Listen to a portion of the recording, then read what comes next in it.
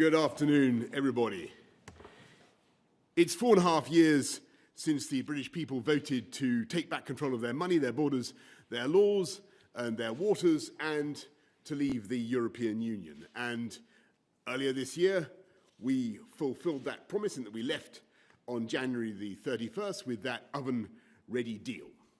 Since that time, we've been getting on with our agenda, enacting the points-based immigration system that you voted for and that will come into force on January the 1st, doing free trade deals with 58 countries around the world, and preparing the new relationship with the EU. And there have been plenty of people who have told us that the challenges of the COVID pandemic have made this work impossible and that we should extend the transition period and incur yet more delay. And I rejected that approach precisely because beating COVID is our #1 national priority, and I wanted to end any extra uncertainty and to give this country the best possible chance of bouncing back strongly next year. And so I'm very pleased to tell you this afternoon that we have completed the biggest trade deal yet, worth £660 billion a year, a comprehensive Canada-style free trade deal between the UK and the EU, a deal that will protect jobs across this country, a deal that will allow goods, UK goods and components to be sold without tariffs and without quotas in the EU market, a deal which will, if anything, allow our companies and our exporters to do even more business with our European friends, and yet which achieves something that the people of this country instinctively knew was doable, but which they were told was impossible. We've taken back control of our laws and our destiny. We've taken back control of every jot and tittle of our regulation in a way that is complete and unfettered. From January the 1st, we are outside the customs union and outside the single market. British laws will be made solely by the British Parliament, interpreted by UK judges sitting in UK courts, and the jurisdiction of the European Court of Justice will come to an end. We will be able to set our own standards, to innovate in the way that we want, to originate new frameworks for the sectors in which this country leads the world, from biosciences to financial services, artificial intelligence, and beyond. We'll be able to decide how and where we're going to stimulate new jobs and new hope with free ports, new green industrial zones. We'll be able to cherish our landscape and our environment in the way we choose, backing our farmers, backing British food and agricultural production. And for the first time since 1973, we will be an independent coastal state with full control of our waters. With the UK's share of fish in our waters rising substantially from roughly half today to closer to 2/3 in 5.5 years' time, after which there is no theoretical limit beyond those placed by science or conservation on the quantity of our own fish that we can fish in our waters. And to get ready for that moment, those fishing communities will be helped with a big £100 million programme to modernise their fleets and the fish processing industry. And I want to stress that although, of course, the arguments with our European friends and partners were sometimes fierce, this is, I believe, a good deal for the whole of Europe and for our friends and partners as well. Because it will not be a bad thing, in my view, for the EU to have a prosperous and dynamic and contented UK on your doorstep. And it will be a good thing. It will drive jobs and prosperity across the whole continent. And I don't think it'd be a bad thing if we in the UK do things differently or take a different approach to legislation. Because in so many ways, our basic goals are the same. And in the context of this giant free trade zone that we're jointly creating, the stimulus of regulatory competition will, I think, benefit us both. And if one side believes it's somehow being unfairly undercut by the other, then subject to independent third-party arbitration and provided the measures are proportionate, we can, either of us, decide as sovereign equals to protect our consumers or businesses. But this treaty explicitly envisages that such action should only happen infrequently. And the concepts of uniformity and harmonization are banished in favor of mutual respect and mutual recognition and free trade. And for squaring that circle, for finding the philosopher's stone that's enabled us to do this, I want to thank President von der Leyen, Ursula von der Leyen of the European Commission, our brilliant negotiators led by Lord Frost and Michel Barnier on the EU side, as Stephanie Risso, as well as Oliver Lewis, Tim Barrow, Lindsay Appleby, many others. Their work will be available for scrutiny, followed by a parliamentary vote, I hope, on December the 30th. This agreement, this deal, above all, means certainty. It means certainty for the aviation industry and the hauliers who have suffered so much in the COVID pandemic. It means certainty for the police, the border forces, the security services, all those we rely on across Europe to keep us all safe. It means certainty for our scientists who will be able to work together, continue to work together on great collective projects, because although we want in the UK to be a science superpower, we also want to be a collaborative science superpower. And above all, it means certainty for business, from financial services to our world-leading manufacturers, our car industry, certainty for all those who are working in high-skilled jobs and in firms and factories across the whole country. Because there will be no palisade of tariffs on January the 1st, and there'll be no non-tariff barriers to trade. Instead, there will be a giant free trade zone of which we will at once be a member and at the same time be able to do our own free trade deals as one UK, whole and entire England, Northern Ireland, Scotland, Wales together. And I should stress, this deal was done by a huge negotiating team from every part of the UK, and it will benefit every part of our United Kingdom, helping to unite and level up across the country. And so I say again, directly to our EU friends and partners, I think this deal means a new stability and a new certainty in what has sometimes been a fractious and difficult relationship. We will be your friend, your ally, your supporter, and indeed, never let it be forgotten, your number one market. Because although we have left the EU, this country will remain culturally, emotionally, historically, strategically, geologically attached to Europe. Not least, of course, through the 4 million EU nationals who have requested to settle in the UK over the last 4 years and who make an enormous contribution to our country and to our lives. And I say to all of you at home at the end of this toughest of years that our focus in the weeks ahead is, of course, on defeating the pandemic and on beating coronavirus and rebuilding our economy and delivering jobs across the country. And I'm utterly confident that we can and will do it. By today, we've vaccinated almost 800,000 people.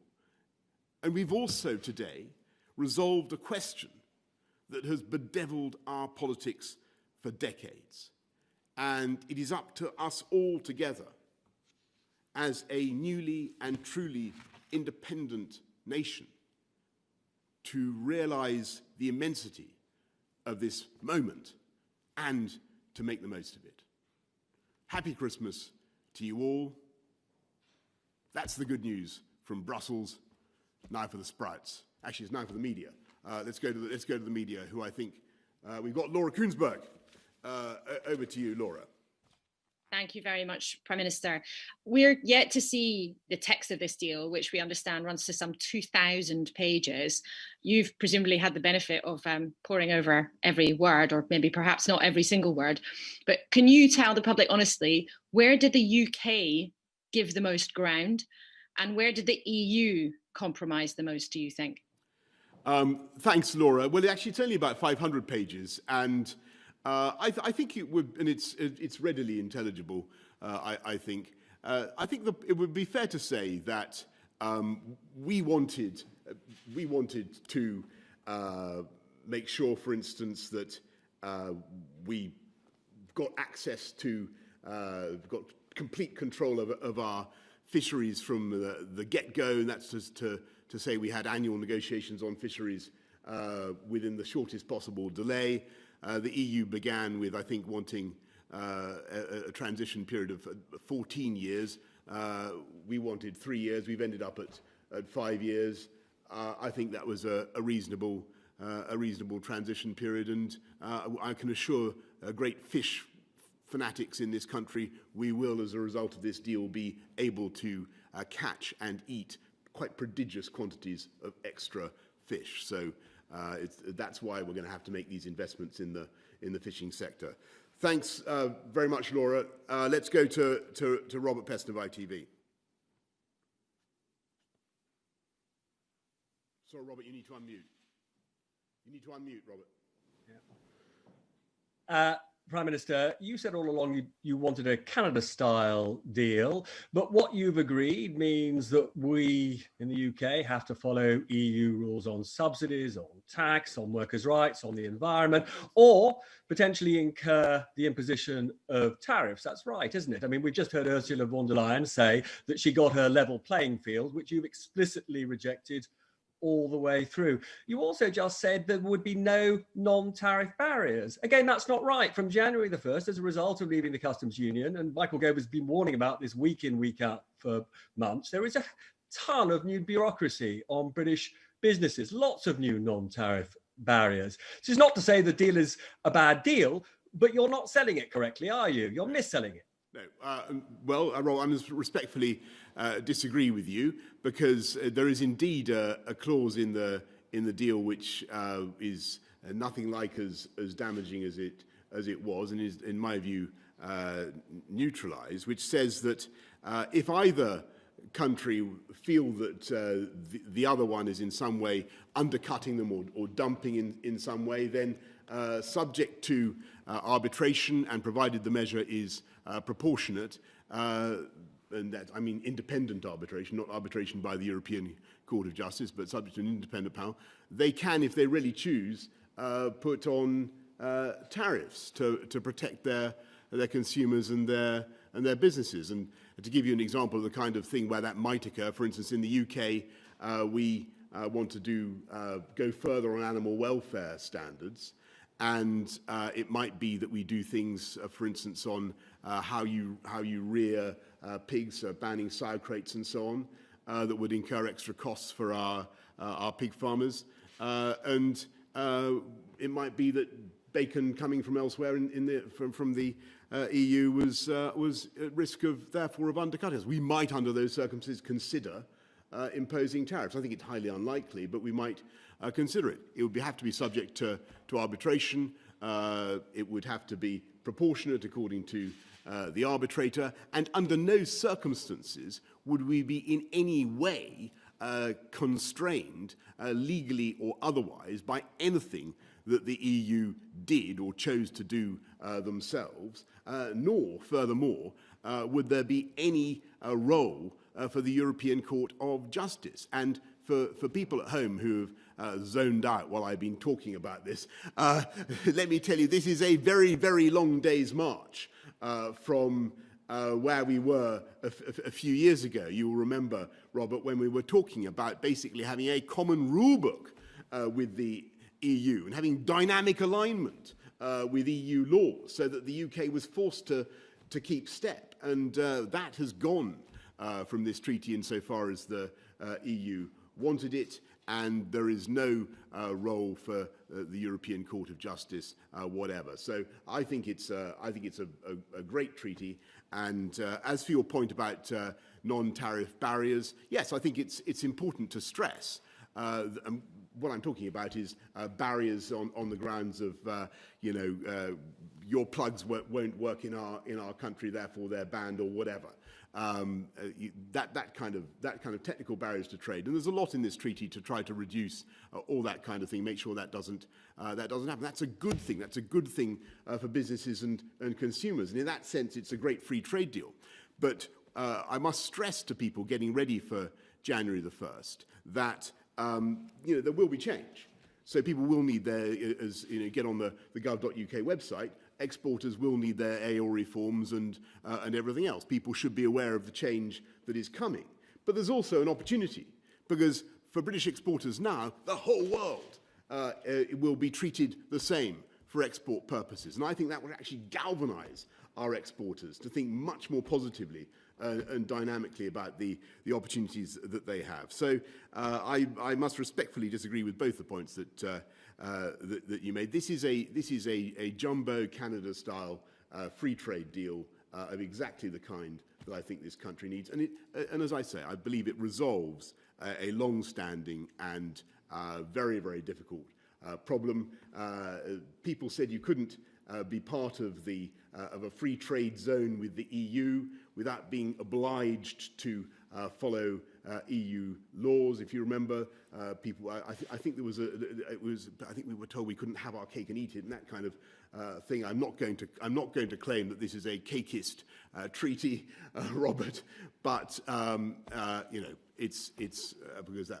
But it is. I believe. What the country needs at this time, and the right way forward for the UK. Let's go to Sam Coates of Sky. Prime Minister, you say this is an unprecedented deal that observes all your red lines and promises to the country. Can people trust that life will be better as a result of this deal and that there won't be any disruption even in the short term? And can you guarantee the government won't end up reopening elements of the new relationship in the years to come? Well, Sam, I mean, really good questions. I mean, short term, yes, as I said just now, there are things we have to get right, processes that maybe people have to do that they need to be aware of, and I'm going to, that point really is worth reinforcing. I do believe that the freedoms that this treaty wins us, basically a new independence from the EU, are worth having. But, and so free ports, free trade deals, being able to do, as I say, to look after your livestock differently, improving your landscape in a different way, doing all sorts of things differently, regulating financial services differently, chemicals, all sorts of things where we may want to do things differently and better. But I would just say to people watching this, and I'm sorry for disturbing Cars 3, by the way, to say to people watching this, I would say it's one thing to get freedom. Winning freedom is a fantastic thing, and that this is an important element of what we've done. But it's how we use it, how we make the most of it. That's what's going to matter in the months and years to come. And I've no doubt that we can do fantastic things with this treaty if we with this new relationship, which I think will be stable and prosperous for both sides. Let's go to Tom Newton-Dunn of Times Radio. Good afternoon, Prime Minister, and thank you. A couple of quick questions, if you don't mind. Every deal means both sides have to compromise. Do you accept that you have compromised throughout the last 11 months, particularly perhaps the last 11 days, from perhaps your earlier slightly absolutist positions? Perhaps that was a negotiating ploy, but compromise is not a dirty word. Do you agree with that? And secondly, can you address services? Because I haven't heard you say much about that. 80%, of course, of the UK economy. You say some British companies would do more trade with the EU because of this deal. Will the British service sector, especially the financial services sector, will they be able to do more trade or less trade? Well, there's a first of all, on the compromise point, no, compromise isn't a dirty word, and unquestionably there are things that we've done to help our friends and partners to move things forward. I mentioned, I think, to Laura, where we got to on fish. We started out wanting a very short transition period of 3 years. They wanted a much longer one of 14 years. We've compromised on that at 5.5. And on the vital services sector, yes, of course, they feature in this deal quite rightly. There's some good language about equivalence for financial services, perhaps not as much as we would have liked, but it is nonetheless going to enable our dynamic City of London to get on and prosper as never before. There's some good stuff about barristers, solicitors, lawyers being able to practice around the European Union. We will be able to continue to have massive and growing economic interpenetration without the need for what I've always talked about, this lunar pull of EU law. As I say, this is something that I think can benefit people on both sides of the channel. It'll be a healthy, dynamic, productive, happy, stable relationship. That's what we're aiming for. Let's go to George Parker of the FT. Thank you, Prime Minister. You mentioned the change that will happen at the border in any event on January the 1st.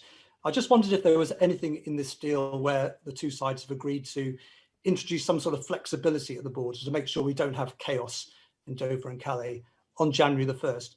And a second, more general point, you and I used to be reporters in Brussels, and we've covered the sort of psychodrama of British EU relations for a number of decades. Nigel Farage said today that the war is over. I just wondered if you saw it in those terms. No, I think first of all on the border and measures to there are all sorts of things in the treaty that what you will recognise about trusted trader schemes and special measures on sanitary and phytosanitary recognition and steps to make sure that things flow as smoothly as we possibly can. Though again, I stress that there will be things that people have to do. Look, I mean, the EU was and is an extraordinary concept, and it was born out of the agony of the Second World War, founded by idealistic people in France and Germany and Italy, who never wanted those countries to go to war with each other again, and other countries, Belgium, Holland, and others. And in many ways, it was and is a very noble enterprise. So I don't recognise the kind of language that you talk of. I think that the UK's own relationship with it was always difficult. We always found some of the language about ever closer union, the idea of this political union, this very dense idea of this ideology of endless integration, we found quite hard, George. And I think as a fellow Brussels reporter, you'll remember that there was quite a lot of friction involved. I think that what we've got here is the basis of a new long-term friendship and partnership that basically stabilizes that relationship. And insofar as the UK needs to be, and always must be, a great European power, always must be a great European power, we're there outside the main body of the EU, but we're there as a friend and as a supporter, as a flying buttress, if you like, to make sure, as we have done so many times in the last couple of hundred years, that we're able to lend our voice when it's needed and to be of value to our European friends and partners in a strategic way. And that's what the UK will obviously continue to do. But I think the very dense programme of integration wasn't right for the UK, and that's why it was right to take back control in the way that we have. And I think that this deal expresses what the people of the country voted for in 2016, and I think there was a wisdom in what they decided, and I think that we'll be able to go forward on this basis. Let's go to Gordon Rayner of The Telegraph. Thank you, Prime Minister, and Merry Christmas for tomorrow. Could I just ask, probably half the people watching this right now would have voted Remain in the referendum in 2016. Do you have a particular message for them? People today are tweeting that this is a bad deal, that it's not what they wanted. They would rather have stayed in. What's your message to them? And just secondly, can I also ask you? We've had more figures today on COVID. You mentioned COVID earlier. Can you rule out another national lockdown after Christmas? Well, Gordon, thanks. I think my message to everybody on both sides of the divide is of that argument in 2016 is I really think it's now a long time behind us, and I think most people that I talk to, whichever way they were inclined to vote back then, just want it settled and want us to move on. And I think this gives us the platform, the foundation for a really prosperous new relationship. And I would be very excited now by this deal. You know, this European question has been going on for decades. Exactly what relationship we should have. This is a great new free trade deal, a trading relationship and partnership that I think will bring prosperity to both sides of the channel. And on coronavirus and the struggle there, obviously we face a very considerable new pressures, particularly from the new variant and the speed with which that's been spreading. We believe that we're going to have to get through this tough period now with, as I said many times, very tough restrictions, with tough tiering, and you'll have seen what's been announced over the last day or so about that. And much as I regret that, I do think it is necessary for us to grip this virus now, to stop it running out of control in January, because we need to buy ourselves time to get the vaccine into as many arms of the elderly and vulnerable as we can. And that is the real way in which we will defeat the virus. So it's tough tiering, community testing, and rolling out the vaccine, and we're going to continue with that approach. And I know that it's been very, very tough over the last few weeks, and I must tell people it will continue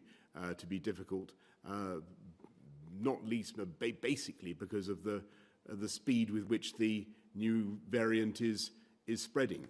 But the vaccine is going into people's arms, and there really is now, I think, hope, the certainty that we will have it defeated, as I say, by the spring. Or that's certainly what the scientists still believe, and they're still confident of that.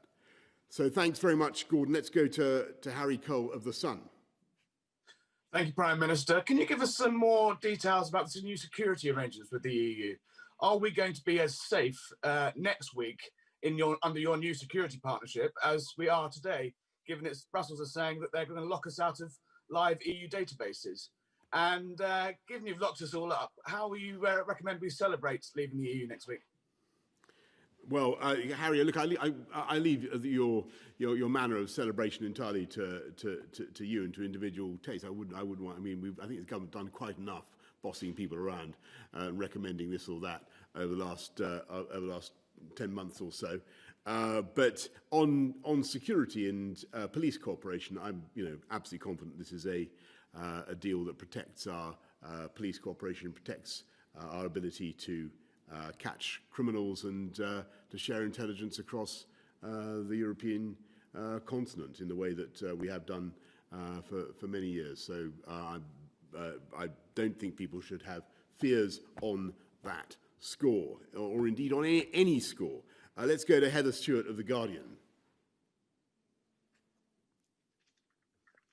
Hello, Prime Minister. Michel Barnier said today that we decided to leave the Erasmus exchange scheme, which sent thousands of students to EU countries every year. I wonder what you'd say to young people who feel as though opportunities to discover the continent on our doorstep by living there or studying there or working there are being taken away from them. And secondly, just do you have a message for Keir Starmer, who will have to decide in the coming hours and days how to whip Labour MPs, whether they should support your deal?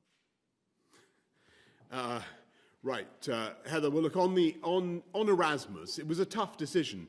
The issue really was that, as you know, the UK is a massive net contributor to the continent's higher education economy, because over the last decades we've had so many EU nationals, which it's been a wonderful thing. But our arrangements basically mean that financially the UK exchequer more or less loses out on the deal. Erasmus was also extremely expensive. So what we're doing is producing a UK scheme for students to go around the world, and it'll be called the Turing scheme, and it will so students will have the opportunity to named after Alan Turing. So the students will have the opportunity not just to go to European universities, but to go to the best universities in the world, because we want our young people to experience the immense intellectual stimulation of Europe, but also of the whole world. And as for, I think you asked about which way should the opposition vote on this. Well, it's perfectly obvious, Heather. The opposition should vote for this excellent deal, and I would strongly encourage everybody to do the same. Thank you very much, everybody. Happy Christmas to you all. Thank you.